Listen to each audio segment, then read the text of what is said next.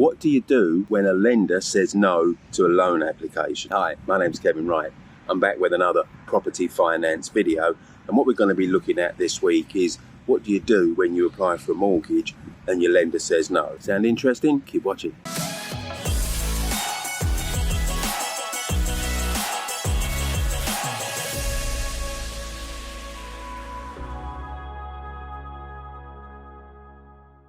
Now, this is a subject I come across quite often because people pay sometimes several £100s for a buy-to-let mortgage valuation and it doesn't go how they planned. Here's a situation I had from someone who contacted me recently. Now, they made an application for a mortgage which got accepted, valuer went round there, and then they hit the problem. The property got a valuation for mortgage purposes of 0. Now, it got 0 in this case because the kitchen in particular was in too poor a standard, and the mortgage lender's valuer just said, I wouldn't pay money to rent a property in this condition. That was their opinion. So they gave it a 0 valuation. Now, of course, that doesn't mean that the property is worth less because the land is still worth something, but it means it hasn't got a value to get a mortgage on it because it's not in a mortgageable condition. Now, with a bit more savvy and a bit more understanding of how mortgage lenders work, this person could have probably saved wasting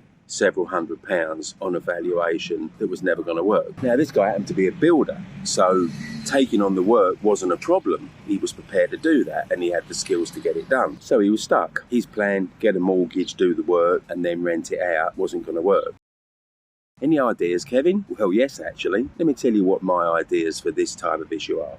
So the first thing you do is to understand the mistake that cost several £100s here. And it's not appreciating the difference between functional and desirable. Now, functional is for when you want to buy a property to live in yourself. In other words, can you live in it? Can you fulfill the basic daily human tasks of washing, cooking and toileting? If you can, but it's a bit grubby or pretty grubby, then mortgage lenders are going to cut you, a fair amount of slack because they're going to say, look, if you want to live in it in this condition, go ahead. Now, that all changes when you want someone else to pay you to live in that condition. And now the onus is, well, how desirable is this? It's not about function anymore, it's about desirability.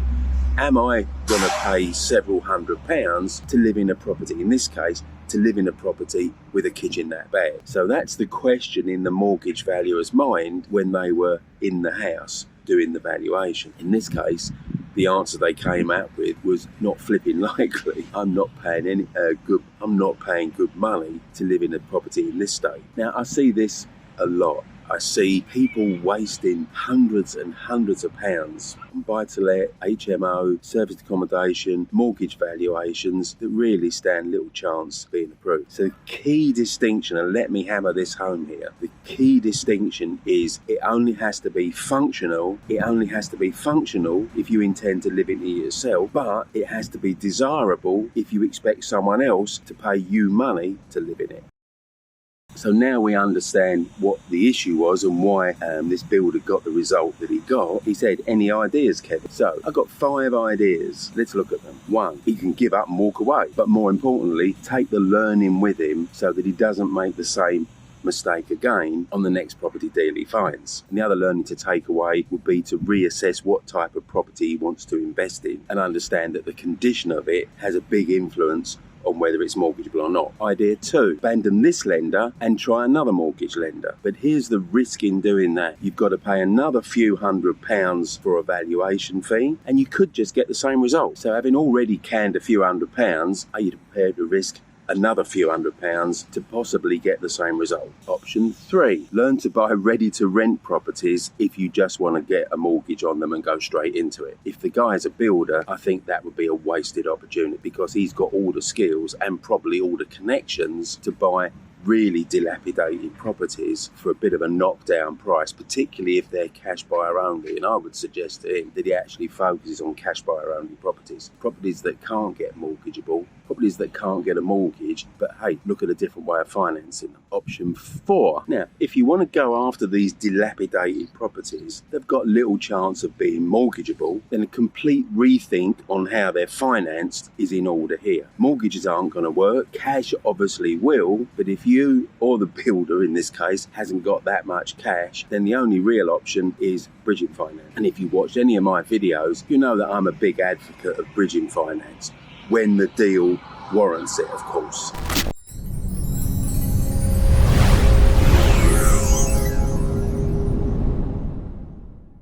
There's something missing in your life, and I know what it is. It's subscribing to my YouTube channel. You know you're going to feel better.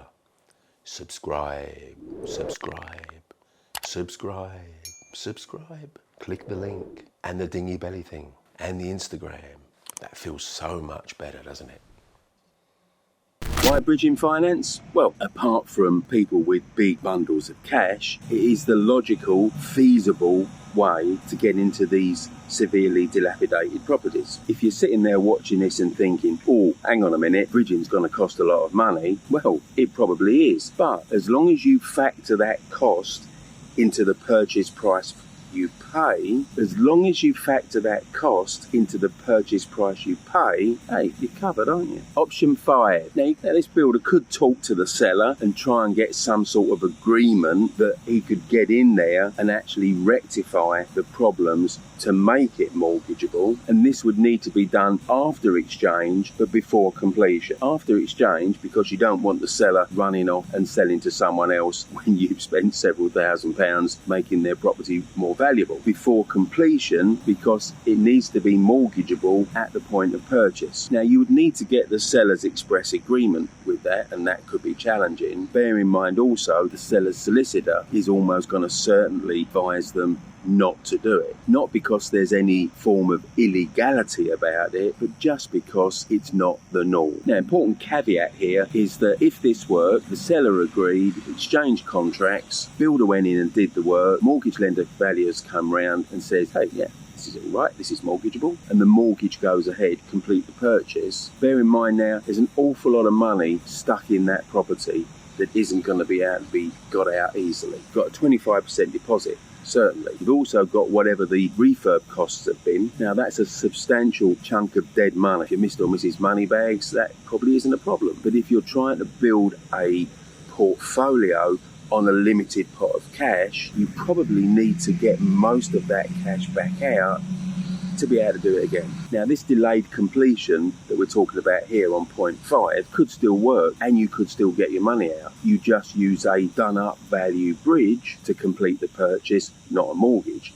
And the done-up value bridge basically lends on the done-up value, in other words, the value that this builder would have added between exchange and completion. Now, check out my video where I explain in more detail how a done-up value bridge works. Here's the thumbnail to give you a guide what to look for. Now, this guy's background as a builder, or anyone from a construction background, they really don't want to be focusing on cosmetic resi refurbs. Too much competition and not enough work to really get their teeth into. Their background gives them a huge advantage in going after stuff that's much more problematic. It's very much cash buyer only situations.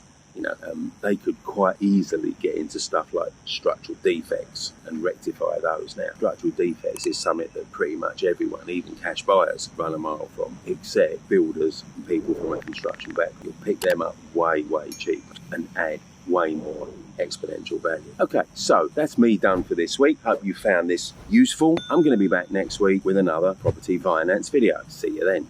If you enjoyed watching this video, did you know every Monday morning at 8:30 I do a live Facebook Q&A.